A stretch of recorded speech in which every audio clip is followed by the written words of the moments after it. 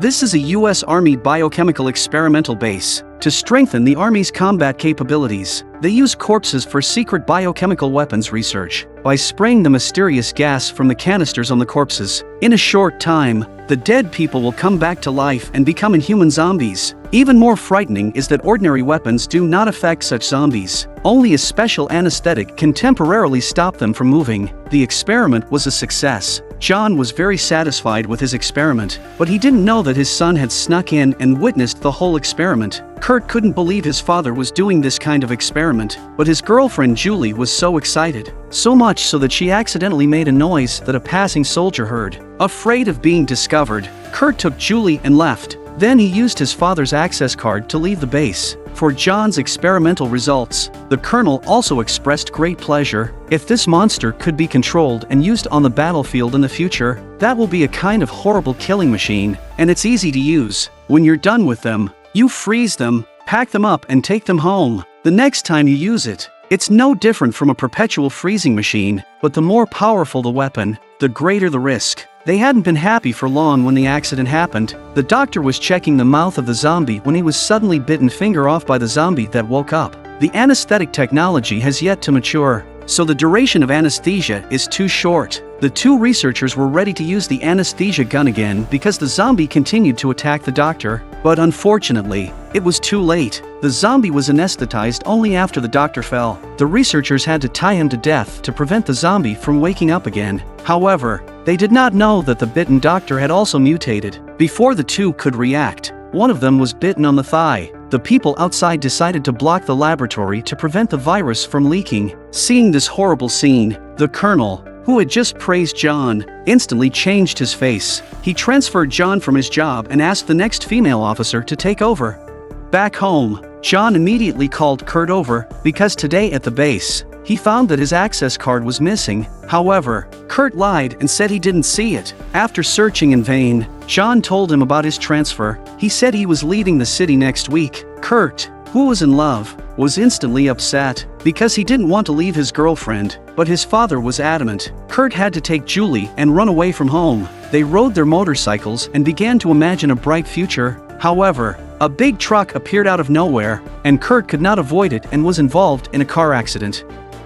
Kurt was slightly injured, but Julie lost her life when she crashed into a telephone pole. Looking at Julie on the ground, Kurt was devastated. He could not accept this reality. At that moment, the dropped access card caught Kurt's attention. Thinking about what had happened in the lab, he had a bold idea. So he took Julie to the base. Seeing that it was John's son, the guards at the gate did not stop him. This way, Kurt used the access card to infiltrate the lab without any problem. Kurt had lost his mind because of Julie's death. He put on a protective suit and opened the canister containing the zombie. As the mysterious gas wrapped around Julie's body, before long, Julie is back from the dead again. Kurt carries him out of the lab but forgets to close the canister. The two men had just arrived outside when they heard a loud bang. Kurt got up and saw that the jar in the lab had fallen over, and the contents were nowhere to be found. Kurt had a bad feeling. However, just as he was about to close the door, the zombie suddenly appeared in front of him, but Kurt closed the door in time.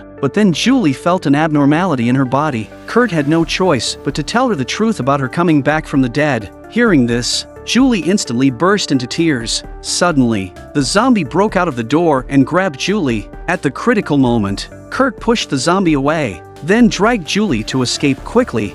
The soldier who heard the commotion rushed over. Looking at the guns, they did not dare to act rashly. In the next second, the soldier was pounced on the spot by the pursuing zombies. The scene in front of Julie was terrified that she would become like this in the future, but now the situation is critical. They can only leave here first. At this moment, Kurt did not know that his actions would lead to a huge disaster.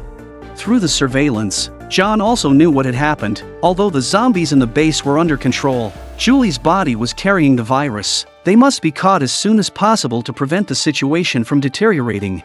At that moment, Kurt had already taken Julie to the street. Because the body is mutating, Julie will feel hungry, so they went to a store. Just walking into the store, Julie grabbed a large handful of snacks and gobbled them up. The appearance of not having eaten for 10 years drew the ridicule of several men. Both sides argued over it. It was about to escalate into a physical confrontation. The boss intervened in time to stop. but I did not expect them to take advantage of the opportunity to rob. The boss wanted to pull out a gun to scare them away, but many people were on the other side. In confusion, the boss was unfortunately shot in the abdomen. Several people saw the situation and immediately fled, but the last guy was bitten by Julie. When they left, they also destroyed Kurt's motorcycle. They had no choice but to drive away in the boss's van and take him to the hospital. But just as they were leaving, the police car arrived. Kurt fled the area with a kick on the gas, fearing that Julie would be caught. However, the police car did not intend to let them go and reported the incident to John at the base. After learning the location of the two,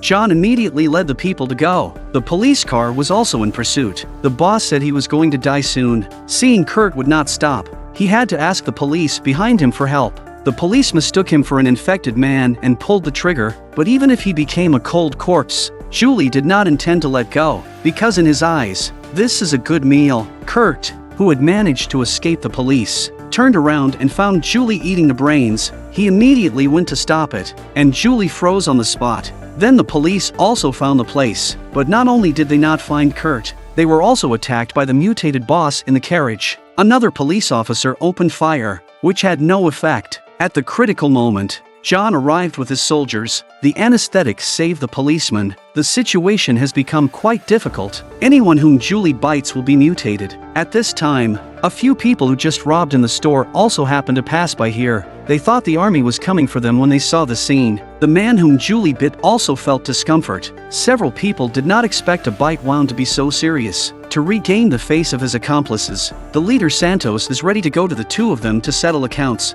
Because they were very familiar with the city's topography, they knew the only way to escape from where they were just now was through the sewers. So they headed for the exit of the sewer. And the army, after some investigation, also found some clues to confirm that the two escaped from the sewers. They are also ready to go to the exit of the sewers.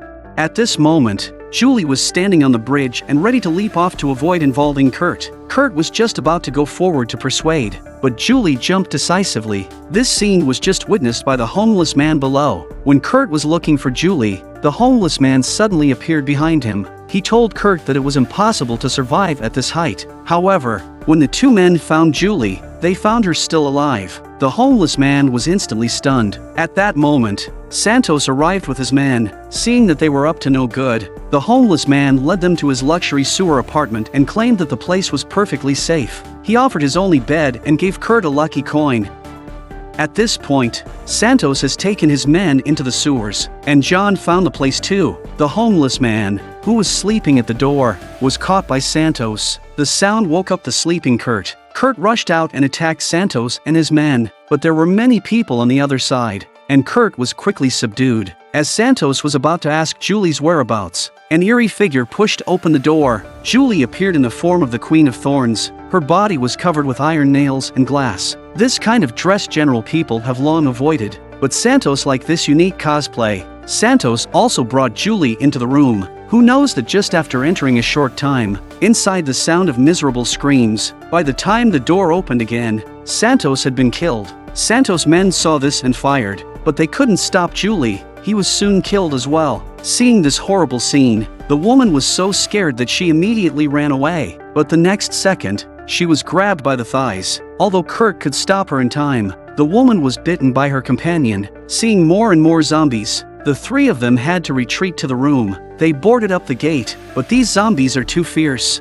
The iron gate outside was soon breached. If this continues, they will break through the door sooner or later. Kurt told the tramp to take Julie to go first. He stayed behind to break the back. The situation was so critical that the homeless man couldn't care less. He grabbed Julie and left the place, but not long after they left, the zombies rushed in. Luckily, Kurt got into the narrow gap in time and escaped quietly from the other side. However, when he found them, he found that the homeless man had already been killed by Julie, who had lost her mind. Seeing Julie about to pounce, Kurt had to use a stick to knock her down. This time also woke up Julie. At this moment, Kurt blamed himself and regretted reviving Julie. He put down the stick and prepared to follow Julie's mutation. The zombies behind him also broke through the door. In the nick of time, John arrived in time with his man. The other zombies were knocked down one by one. Julie was not able to escape the fate of anesthesia.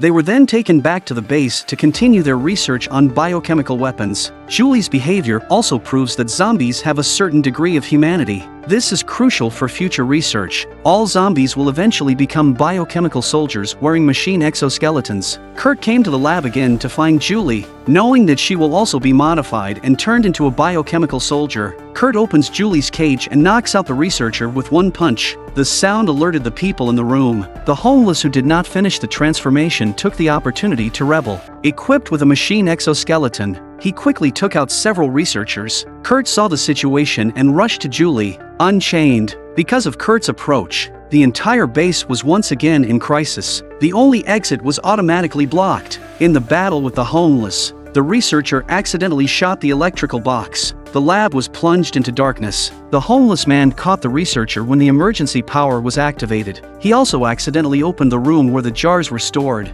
The canisters were knocked over, and the zombies came out. The researcher was thrown out, and the fallen researcher was dragged into the barrel by the zombie. Kurt tried to get Julie out, but no matter how much they shouted, no one answered outside. That's when he suddenly thought of the lucky coin the homeless man had given him. The homeless man looked at the coin in his hand and seemed to have recovered a little memory of the past, so he helped them pull open the iron door. The two men rushed to escape, but at the same time, the zombies were also released. They dodged a walker, but another one suddenly came out and bit Kurt on the arm. He pushed the zombie away and continued to run away. When they passed an intersection, they ran into John. He pressed against the metal door and told his son to get out, but Kurt refused. Because he had already been bitten, Kurt turned around and left, leaving his desperate father behind. The two then went to the incinerator. They turned the temperature up to maximum and walked in hand. Remember to subscribe to my channel, and I'll see you next time.